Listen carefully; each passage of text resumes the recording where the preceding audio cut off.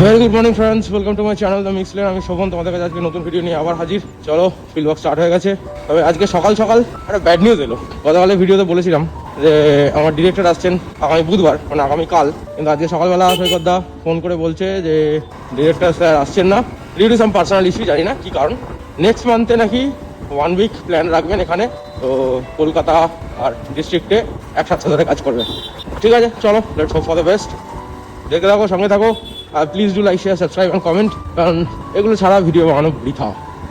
আর দুদিন ধরে দেখছি, আগে এই মিউজিকগুলো ইউজ করার জন্য ইউটিউব আমাকে কপিরাইট ক্লেম দেয়নি, কিন্তু লাস্ট দুদিন ধরে দেখছি এই মিউজিকগুলো ইউজ করার জন্য ইউটিউব আমাকে কপিরাইট ক্লেম দিচ্ছে। তো এটা নিয়ে একটুখানি টেন্স হয়ে আছি। অলরেডি দুখানা স্ট্রাইক খেয়ে গেছি। মানে কতগুলো স্ট্রাইক একটা চ্যানেল হ্যান্ডেল করতে পারে সেটা আমার ঠিক জানা নেই।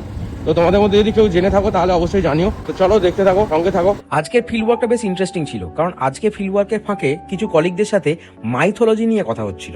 আমার কাছে আবার এই টপিকটা বেশ ইন্টারেস্টিং, মাঝে মাঝে আমিও একটু নাড়াঘাটা করি, তাই চেষ্টা করলাম যা আলোচনা হচ্ছিল সেগুলো তোমাদের কাছে তুলে ধরতে। না, লজ্জা কি? তুই নরমাল কথা বল। 3 বানধারী, এই জন্য খাটুর শ্যামকে বলা হয়, কারণ ওনাকে 3টে বানের আশীর্বাদ দিয়েছিল স্বয়ং মহাদেব। উনি চাইলে 3 বানে মহাভারতের যুদ্ধই পাল্টে দিতে। হ্যাঁ, আমি মাঝখানে একবার ইন্টারাপ্ট করব। মানে হারিকা হারা ওনার মাকে উনি জবান দিয়েছিল যে মা, যে যুদ্ধে হারার পক্ষে থাকবে আমি তাকে জেতানোর দায়িত্ব আমার, মানে যে যুদ্ধে হারবে, আচ্ছা দুর্বল উনি সেই লেভেলে থাকে। তখন শ্রীকৃষ্ণ দেখলো যে এ তো শ্রীকৃষ্ণ তো জানে যে এ তো সব সব পাগলা করে দেবে, তো একবারে, কারণ প্রথমে ওরাই জিততে থাকবে, কৌরবরা, তখন এই দিক থেকে মারতে থাকবে, কিন্তু যখন খেলাটা পাল্টাতে থাকবে তখন তো এরা জিততে থাকবে, এ হারতে থাকবে, তখন এ পঞ্চপাণ্ডব, মানে পঞ্চপাণ্ডব এই পঞ্চপাণ্ডব, তো ওদের জিততে থাকলে তাহলে কৌরবকে ওই বান দিয়ে ওনাকে স্ট্রং করবে, তাহলে ওরা তো নিজের লোককেই ওকে মারতে হবে।